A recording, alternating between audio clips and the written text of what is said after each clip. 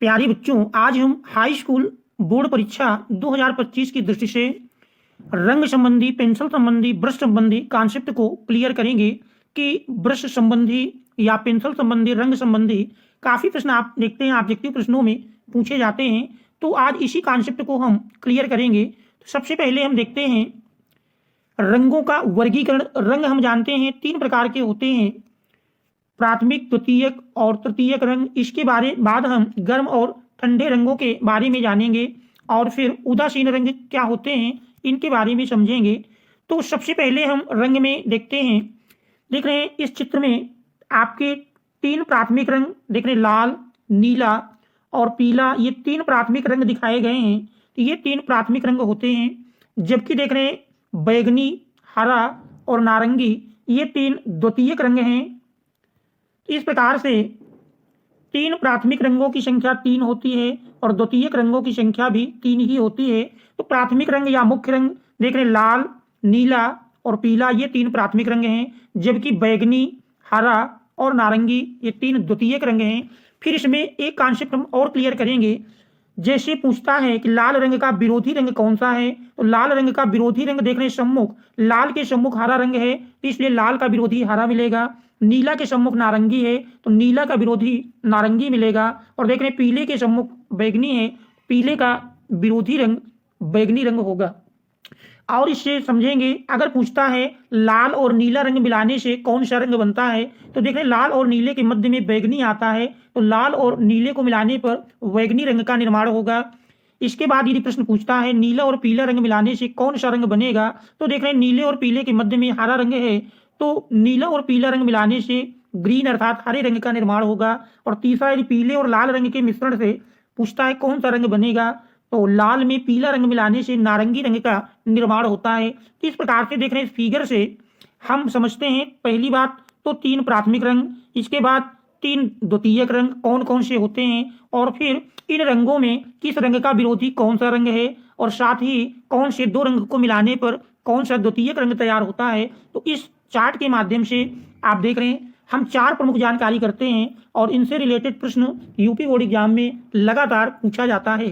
तो देख रहे हैं हमारे ये 3 प्राथमिक और 3 द्वितीयक रंग मिल करके, तो ये 6 रंग हमारे वैज्ञानिक रंग चक्र में रंगों की संख्या यदि पूछता है, तो वैज्ञानिक रंग चक्र में रंगों की संख्या 6 होती है। और यही 6 रंग हमारे देख रहे हैं, लाल, नीला, पीला और बैगनी, हरा और नारंगी, ये 6 हमारे आदर्श रंग चक्र या वैज्ञानिक रंग चक्र में रंगों के नाम हैं।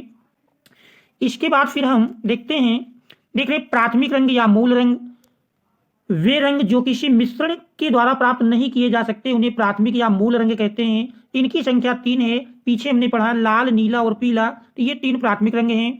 इसके बाद यदि हम द्वितीयक रंग देखें, तो देख रहे 2 प्राथमिक रंगों के मिश्रण से बने रंग को द्वितीयक रंग कहते हैं। इनकी संख्या 3 है, देख रहे बैगनी, हरा और नारंगी।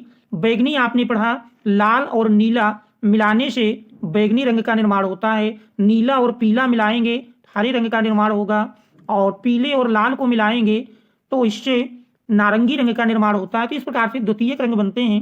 अब यदि हम तृतीयक रंग देखें, तो एक प्राथमिक और एक द्वितीयक रंगों के मिश्रण से बने रंग को तृतीयक रंग कहते हैं। और देख रहे हैं तृतीयक रंगों की संख्या 6 होती है। जैसे लाल में बैगनी मिलाएंगे तो उसका नाम लाल बैगनी दिया जाता है, नीला बैगनी मिलाने पर नीला बैगनी, नीले में हरा मिलाएंगे तो नीला हरा। इस प्रकार से पीला हरा में देख रहे हैं पीला हरा, पीला नारंगी मिलाने पर पीला नारंगी, लाल नारंगी से लाल नारंगी। तो इस प्रकार से तृतीयक रंगों का निर्माण होता है और इनकी संख्या 6 होती है।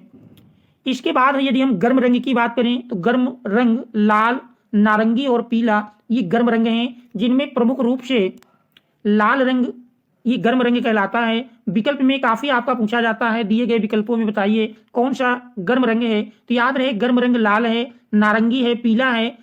तो यदि प्रमुखता में आपका लाल रंग ऑप्शन में मिलता है तो फिर लाल रंग ही गर्म रंग आपका होगा।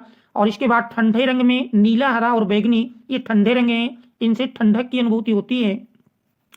इसके बाद यदि हम उदासीन रंग या तटस्थ रंग की बात करें, तो काला और सफेद रंग को उदासीन या तटस्थ रंग कहते हैं। इनका उपयोग किसी रंग को हल्का या गाढ़ा करने के लिए किया जाता है। जब किसी रंग में काला रंग मिलाया जाता है तो वह रंग गहरा हो जाता है, और जब किसी रंग में सफेद रंग मिलाया जाता है तो वह रंग हल्का हो जाता है। जैसे हरा में सफेद मिलाने पर हल्का हरा होगा, और हरा में यदि काला मिला दिया जाए तो गहरा हरा हो जाएगा। इसके बाद ओस्टवाल्ड रंग चक्र की बात करें तो ओस्टवाल्ड रंग चक्र में रंगों की संख्या देख रहे हैं 8 होती है, ध्यान देना है। आदर्श रंग चक्र या वैज्ञानिक रंग चक्र में रंगों की संख्या 6 होती है, जबकि ओस्टवाल्ड रंग चक्र में रंगों की संख्या 8 होती है। और इस चक्र के अनुसार आप देख रहे हैं जिस रंग के सम्मुख जो रंग आएगा वही उसका विरोधी होगा। जैसे देख रहे हैं लाल के सम्मुख हरा है तो लाल का विरोधी हरा होगा, नीले के सम्मुख पीला है तो नीला का विरोधी पीला मिल जाएगा, बैगनी के सम्मुख देख रहे हैं धानी है तो बैगनी का विरोधी धानी हो जाएगा, और नारंगी रंग के सामने आसमानी है तो नारंगी रंग का विरोधी आसमानी होगा। तो ये हमारा ओस्टवाल्ड रंग चक्र के अनुसार होगा, इस बात का ध्यान रहे। अन्यथा आप वैज्ञानिक रंग चक्र के अनुसार यदि मिलता है तो फिर आप उसी को लिखेंगे जो इसके पूर्व में आपको बताया गया। इसके बाद फिर यदि हम देखें वैज्ञानिक रंग चक्र, इसके पूर्व में भी बताया जा चुका है, पुनः एक बार समझ लेंगे। तो देख रहे हैं इसमें 3 प्राथमिक रंग लाल, नीला, पीला, ये 3 प्राथमिक रंग हैं, जबकि देख रहे हैं बैगनी, हरा और नारंगी ये 3 द्वितीयक रंग हैं। और फिर देख रहे हैं लाल नीला मिलाने से बैगनी बनता है, नीले में पीला मिलाने से हरा बनता है और पीले में लाल मिलाने से नारंगी बनता है। तो ये याद रखना है। और सम्मुख में देख रहे हैं लाल का विरोधी हरा है, नीले का विरोधी नारंगी है और पीले का विरोधी बैगनी है। बस ये बात यहाँ पर याद रखनी है, इनसे रिलेटेड काफी प्रश्न पूछता है। इसके बाद गहरी और हल्की पेंसिल संबंधी भी आपको एक प्रश्न निश्चित रूप से मिलेगा। देख रहे हैं यदि एच मिल जाए तो एच का मतलब समझिए हल्की, और बी मिल जाए तो बी का मतलब है गहरी। और एच की संख्या जितनी बड़ी होगी पेंसिल उतनी ही हल्की होगी, और बी की संख्या जितनी बड़ी होगी पेंसिल उतनी ही गहरी होगी।